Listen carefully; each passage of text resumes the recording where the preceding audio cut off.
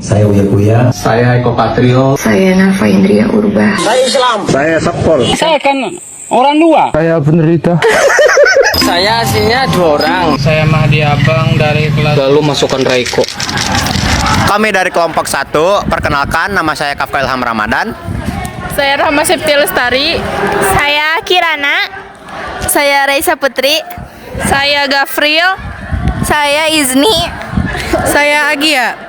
Halo semuanya, kembali lagi bersama Akhiran di podcast kita kali ini. Dan aku Kafka, jadi kali ini kita bakal bahas topik yang lumayan berat nih, yaitu Indonesia dalam konsiliasi perang dunia. Betul nih, ini zaman dimana dunia lagi kebelah dua antara Amerika sama Uni Soviet. Dan hal yang paling menariknya itu Indonesia malah ngambil jalan tengahnya atau jalan bebas aktif itu antara kayak netral gitu loh.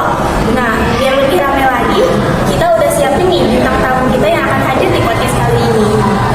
Ini ada Izni, ada Reisa, Agia, Rahma, dan juga Gafrila. Oke, biar gampang. Disney, menurut kamu kenapa waktu itu Indonesia strategis banget? Karena posisi Indonesia itu kayak rumah di persimpangan jalan gitu ke Kalis Merdeka, tapi lokasinya itu tetap strategis gitu loh.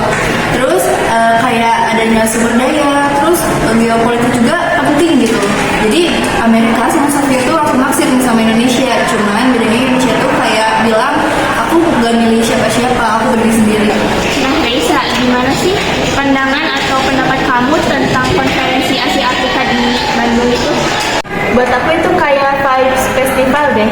29 negara ngumpul, semuanya semangat anti kolonialisme, bukan cuma diplomasi, tapi simbol solidaritas negara-negara baru. Dan jangan lupa dari situ lahir prinsip penting tentang kedaulatan dihormati, nggak boleh intervensi, kerjasama ekonomi politik, dan kita bisa survive bareng-bareng, nggak perlu jadi anak buah blok besar. Dan Soekarno pas itu jadi narator top banget loh, jadi host acara, tetapi juga banyak ikon perjuangan dunia ketiga. Gimana tuh lanjutannya? Tahun 2 kan munculnya Belgrade tahun 1961 ya? Ini menurut aku itu hasil follow up spirit dari Bandung, Soekarno, bergabung, Benedru, Tito, dan Nasser. Mereka sepakat kalau ada jalan tiga, nggak harus barat atau timur. Belgrade tuh membuat resmi non-blok terbentuk. Dan Indonesia dihormati banget waktu itu. Jakarta juga dianggap sebagai salah satu motor gerakan dunia ketiga. Kayak waktu di sekolah nih, tiba-tiba ada geng baru. Nah, si geng baru itu tuh langsung jadi pusat perhatian. Itu tuh rasanya tuh kayak Indonesia waktu non-blok. Tapi kan katanya nggak selalu konsisten ya, misalnya reform. Nah iya, waktu rebutan Irian Barat, Indonesia butuh senjata, akhirnya condong ke Uni Soviet. Tapi itu nunjukin bebas aktif, bukan netral murni, tapi fleksibel karena membuktikan nasional nomor 1. Dan jangan lupa konfrontasi Malaysia itu nunjukin ketegangan di level regional. Jadi meski idealisme non-blok ada, realitanya tuh politik kadang bikin ribet gitu. Menurut aku wajar sih, bebas aktif itu nggak saklek, justru pintar main dua kaki. Iya kan kalau aku banget itu tuh jadi gak survive ya. Soalnya dari politik itu kan bagian dari diplomasi. Nah, Rama, kamu kan sering baca soal pasukan Garuda. Gimana tuh? Ya gini guys, Indonesia itu ikut kirim kontingen ke PBB akhir tahun 1950-an. Kayak UNIF di Sinai sama misi di Kabok. Itu bukti nyata aktif di bebas aktif. Kita nggak cuma ikut ngomong, tapi juga kita harus langsung turun ke lapangan.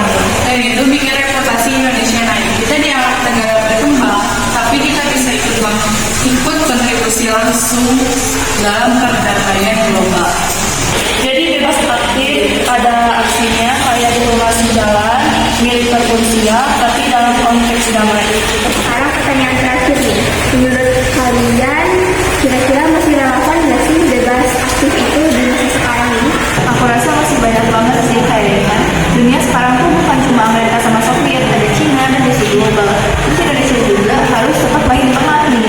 Jadi biar dapat tekan juga. Jadi kita tuh netral aja gitu.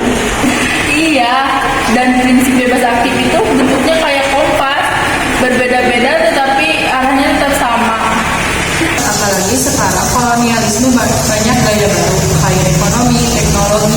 dan semangat anti kolonial pun tetap relevan.